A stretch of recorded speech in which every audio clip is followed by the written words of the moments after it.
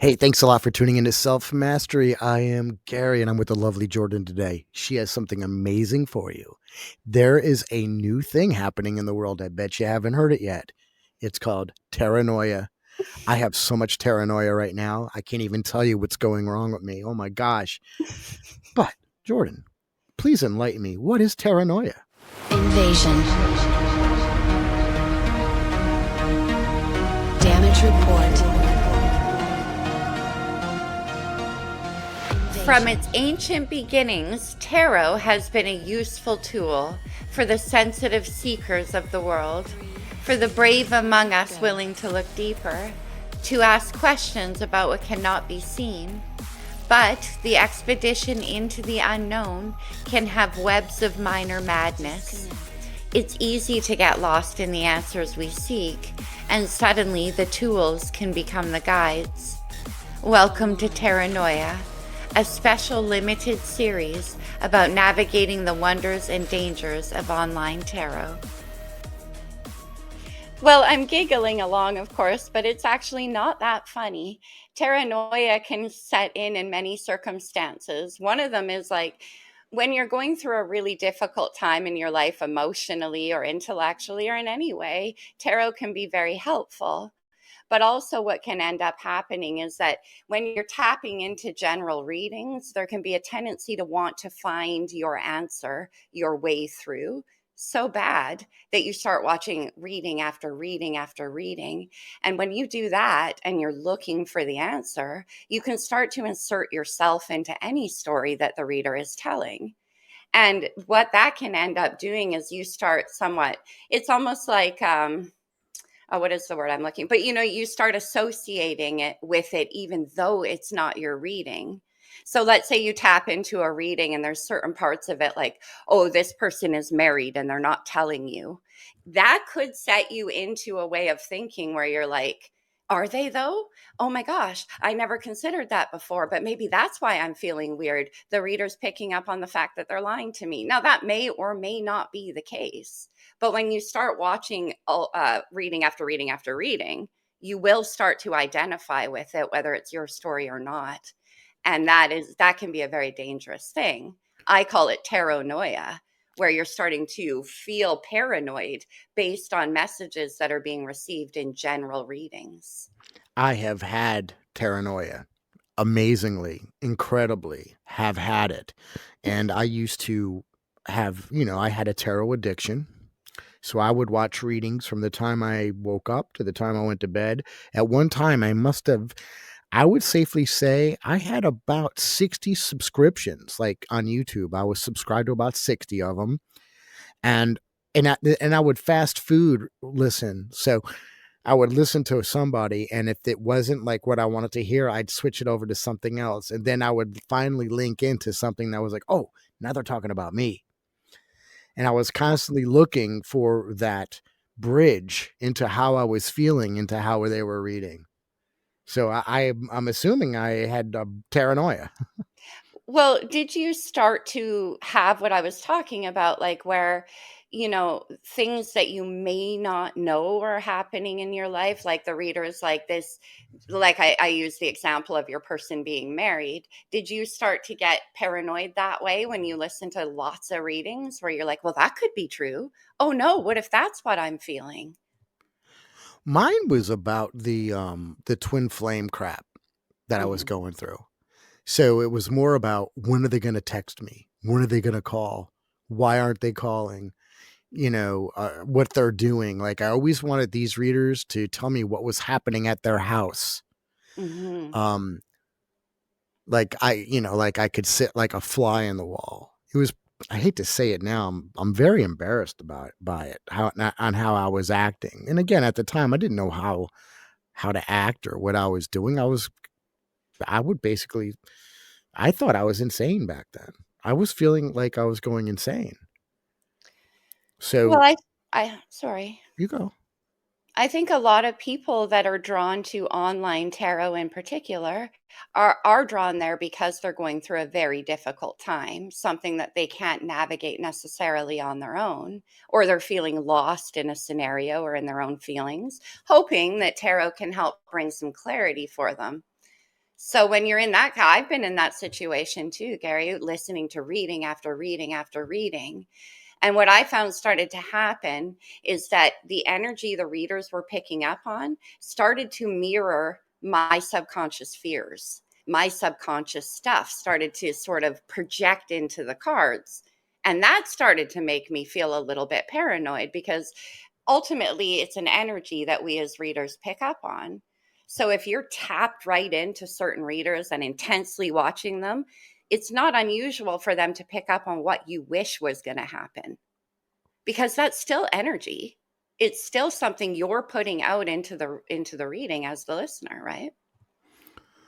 Well, some readers would hit different aspects of how I was feeling too.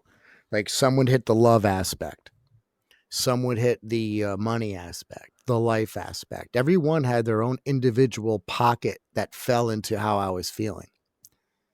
And one of the major ones I had was, well, the love stuff, the love tarot people. And so a lot of it was this misconception of how they're always going to be leaving their partner. And I was always the third party. So every time I heard third party, I was like, that's me. I'm the third part. And oh my gosh, my days, my weekends, I would plan my life around those readings, especially when I knew, some readers will have a specific time they put up their uploads. I'd wait. And then bing, I'd hear that bell and I'd go get ready. I'd get my favorite adult beverage. I'd sit down, get ready to find out what's going on. And it's so funny because all I had to do was call that person and ask them, the person that they're talking about.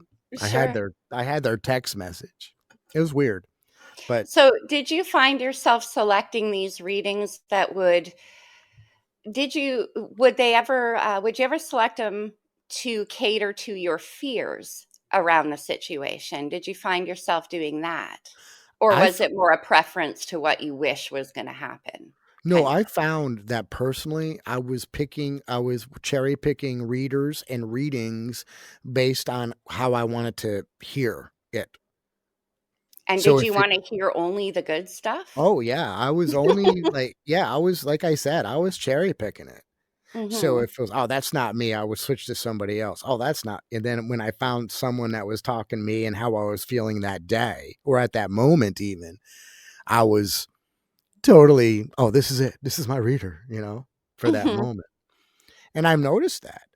Now, I'm not going to tell you how many people I subscribe to now because, I don't want to offend anybody. But yeah, that was a process I had to go through. And I definitely think it was paranoia. Now, Mhm. the thing where the Noia comes in is I was I was almost paranoid about hearing the truth as I was about hearing what I wanted to hear. Mhm. So that's one of the things. So paranoid about hearing the truth. Can you go a little deeper into that? Wh- Well, I didn't want to hear that this person didn't want to like me, didn't want to like me or wasn't gonna leave their person, stuff like that. I was paranoid about the outcome, always paranoid about the outcome. So I would listen, waiting for that next card in absolute fear. It's like, oh my God, what happens if there's a tower, and then that person's gonna tell me, oh no, it's fallen apart this week, Mhm. whatever. There's a lot of power these readers have, especially when you're in that vulnerable state.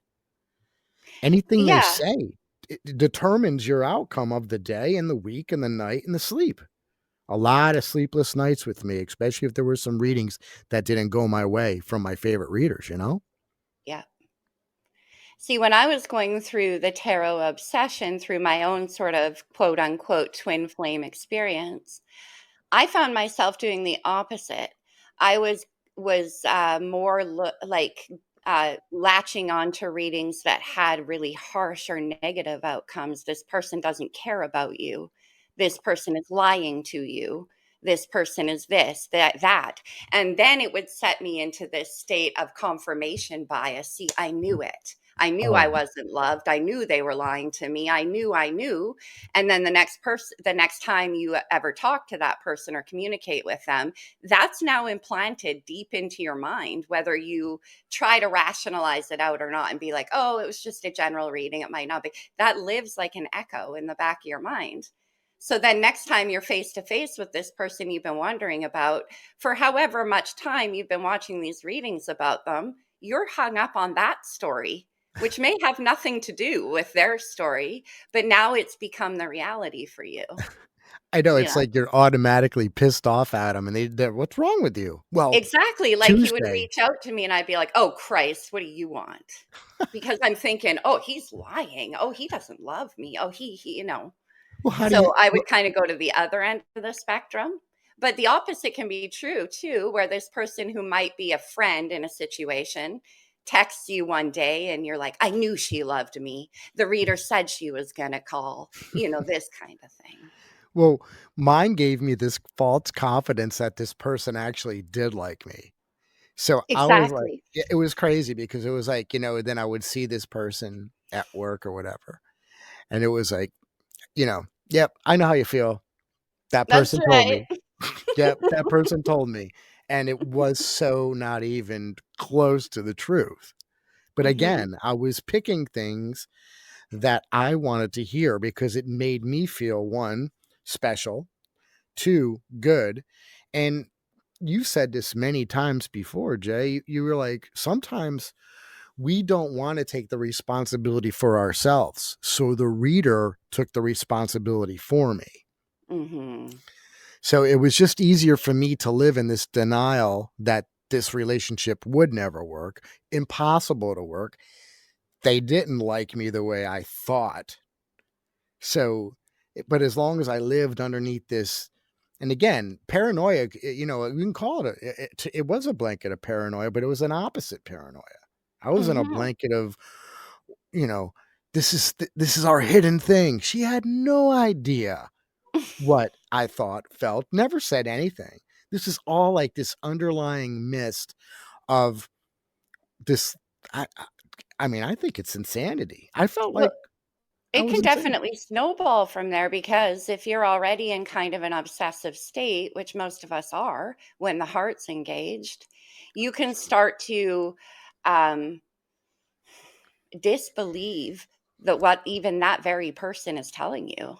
You can, in the back of your mind, while they're talking to you about their life and their reality, you're like, I know what's really happening below the surface. She isn't aware of our spiritual connection, but I am, that kind of thing. And then It when we're talking about general readings on YouTube, remember, we're talking sometimes, not in my case as a reader, but sometimes thousands and thousands of people tuning into this reading. So when they pick up on the energy of your person misses you, well, they might, but so are they going to do anything about it? Are they going to call you? And if they call you, are they going to tell you how they feel? And if not, then who cares? You know? oh, it was definitely what we call the dark night of the soul for me during that time. Now, of course, you know me well. I've worked that out. That is already been established, digested, filed under the correct name in the right file cabinet, what it meant, all that, the healing. But that whole dark night of the soul during that time was for a good that I needed to have. Yeah. And the outcome turned out way better than I expected. And it was completely opposite of what I thought I was getting into. Isn't that interesting? I know, because it's like, do dreams really come true in the dark night of the soul? You know? And at the Mhm, time you don't think they are. You feel like your life is dying or dead. I mean, you just feel like you're insane. mhm, But I think people, if you're going through it, it's not as bad as it might feel. And I also there's this tone about it too, paranoia, to where you're even sometimes I would get sick, physically sick, waiting on that next read. Like, oh my god, it better be good. because I really need that right now. You ever rooted for a reading like for yourself? It better be good. Well, in your term, it better be bad. Yeah. Yeah, for sure. There's a certain satisfaction that comes with having your worst fears or your greatest hopes confirmed by some stranger on the internet, right? It's like magic. There's a rat under my bed, and there's a little green